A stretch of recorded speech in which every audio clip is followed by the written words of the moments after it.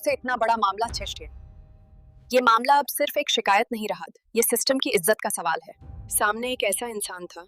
ये कहानी है एक गरीब माँ और उसकी बेटी की, जिसने न्याय दिलाकर इतिहास बना दिया। अगर आपको ऐसे वीडियो पसंद हैं तो मेरे चैनल को सब्सक्राइब करें और लाइक करना ना भूलें। तुम्हारी हिम्मत कैसे हुई यहाँ सड़क पे मछली बेचने की? ये तुम्हारे बाप की सड़क है क्या? शांति बाई चुपचाप जमीन से मछलियां उठाने लगीं, लेकिन किसी ने भी उनकी मदद नहीं की। भीड़ में खड़े एक युवक ने पूरा मामला अपने मोबाइल में रिकॉर्ड कर लिया। घर पहुंचकर उसने यह वीडियो सोशल मीडिया पर डाल दिया। ये हमारी माँ के साथ कैसे हो सकता है? मैं उस इंस्पेक्टर को नहीं छोड़ूंगी। मैं घर जा रही हूँ और उस इंस्पेक्टर को सबक सिखाकर रहूंगी।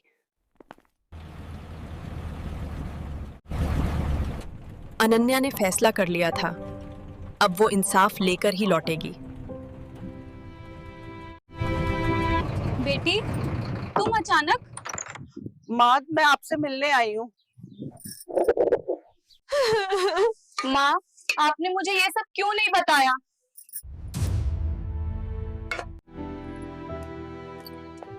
मुझे इंस्पेक्टर देवेंद्र ठाकुर के खिलाफ शिकायत दर्ज करवानी है।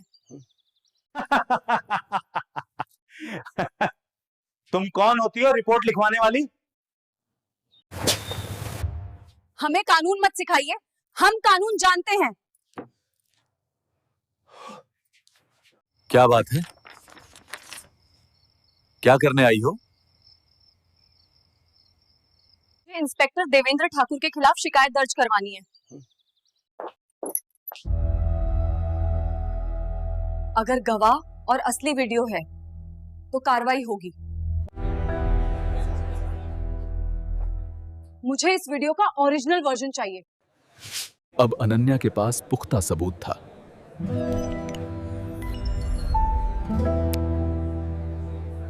अगर गवाह और असली वीडियो है तो कार्रवाई होगी। से इतना बड़ा मामला छिड़। ये मामला अब सिर्फ एक शिकायत नहीं रहा, ये सिस्टम की इज्जत का सवाल है। अब अनन्या के पास पुख्ता सबूत था, लेकिन वह जानती थी कि सिर्फ एक वीडियो से इतना बड़ा मामला साबित करना आसान नहीं होगा, क्योंकि सामने एक ऐसा पुलिस इंस्पेक्टर था जिसके पास वर्दी की ताकत और सिस्टम की आड़ दोनों थे, और अगर जरा सी भी गलती हो जाती तो पूरा केस पलट सकता था। उसने गहरी सांस ली, फोन को कसकर पकड़ा और खुद से कहा, अब खेल असली शुरू हो। अगले ही दिन वह फिर से एसपी ऑफिस पहुंची और इस बार पहले से ज्यादा आत्मविश्वास के साथ एसपी निधि चौहान के सामने ओरिजिनल वीडियो टाइम स्टैंप और गवाह का बयान रख दिया। एसपी ने सब कुछ ध्यान से देखा और कुछ पल की खामोशी के बाद गंभीर आवाज में कहा, ये मामला अब सिर्फ एक शिकायत नहीं रहा, ये सिस्टम की इज्जत का सवाल है। तुरंत स्पेशल टीम बनाई गई और जांच शुरू हुई। मार्केट के सीसीटीवी फुटेज खंगाले गए और धीरे धीरे सच्चाई सामने आने लगी। इंस्पेक्टर देवेंद्र ठाकुर के पुराने व्यवहार भी रिकॉर्ड में आने लगे। पहले डरने वाले दुकानदार भी अब बोलने लगे कि यह पहली बार नहीं है और वह रोज गरीबों को परेशान करता था। जैसे जैसे बयान जुड़ते गए, केस मजबूत होता गया। उधर देवेंद्र ठाकुर को भी अंदाजा हो गया कि मामला हाथ से निकल रहा है, तो उसने अपने ऊंचे संपर्कों को फोन कर इसे दबाने की कोशिश की। लेकिन इस बार बात अलग थी, क्योंकि मीडिया और सोशल मीडिया पर खबर फैल चुकी थी और लोग सवाल उठा रहे थे कि क्या वर्दी वाले ही गरीबों का शोषण करेंगे। बढ़ते दबाव के बीच एसपी ने बिना देर किए उसे लाइन हाजिर कर विभागीय जांच बैठा दी। जब यह खबर गांव पहुंची तो शांतिबाई की आंखों में पहली बार उम्मीद जगी और उन्होंने डरते हुए पूछा कि क्या सच में कुछ होगा, जिस पर अनन्या ने उनका हाथ पकड़कर भरोसा दिलाया कि इस बार सच ही जीते। कुछ दिनों बाद जिले में बड़ी प्रेस कॉन्फ्रेंस हुई, जहां डीएम आदित्य राठौर ने मंच से इस मामले की जानकारी दी। स्क्रीन पर वही वीडियो चलाया गया और पूरे हॉल में सन्नाटा छा गया। फिर डीएम ने घोषणा की कि प्रारंभिक जांच में दोषी पाए जाने पर इंस्पेक्टर को निलंबित किया जाता है और आगे कानूनी कार्रवाई होगी। ये सुनते ही कैमरों की फ्लैश चमक उठी।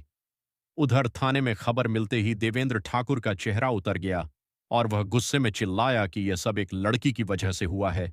लेकिन अब बहुत देर हो चुकी थी। मामला अदालत पहुंचा, गवाह पेश हुए, वीडियो सबूत रखा गया और सबसे अहम शांतिबाई खुद कोर्ट में खड़ी हुई। उनकी कांपती आवाज में सच्चाई साफ झलक रही थी जब उन्होंने कहा कि उन्होंने कुछ गलत नहीं किया, बस अपना पेट पाल रही थीं। कोर्ट में सन्नाटा छा गया और कुछ हफ्तों की सुनवाई के बाद फैसला आया कि इंस्पेक्टर दोषी है। उसे सजा दी गई और नौकरी से बर्खास्त कर दिया गया।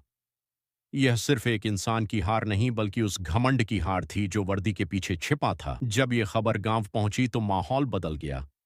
लोग शांतिबाई के घर के बाहर जमा हो गए और कहने लगे कि आज सच में न्याय हुआ है और अब डर खत्म हो गया। शांतिबाई की आंखों में इस बार दर्द नहीं बल्कि गर्व के आंसू थे। उन्होंने अनन्या को गले लगाकर कहा कि उसने हर गरीब मां की इज्जत बचाई है। अगले दिन वही बाजार था, लेकिन सब कुछ बदल चुका था। शांतिबाई फिर से मछलियां बेच रही थीं, लेकिन इस बार उनके चेहरे पर डर नहीं बल्कि आत्मविश्वास था। लोग खुद उनके पास आकर सम्मान से बात कर रहे थे। दूर खड़ी अनन्या ये सब देखकर सुकून महसूस कर रही थी। उसे पता था कि लड़ाई अभी खत्म नहीं हुई, लेकिन एक नई शुरुआत जरूर हो। सूरज ढल रहा था, आसमान सुनहरा हो रहा था। शांतिबाई ने आवाज लगाई, ताजी मछली ले लो। और इस बार उनकी आवाज में मजबूरी नहीं बल्कि सम्मान था। अनन्या उनके पास आकर खड़ी हो गई और धीरे से बोली, माँ, अब कोई आपको कभी अपमानित नहीं करेगा। शांतिबाई ने उसके सिर पर हाथ रखा और दूर खड़े लोग उस दृश्य को देख रहे थे, जहां एक माँ, एक बेटी और उनकी जीत पूरे समाज के लिए एक मिसाल बन चुकी थी।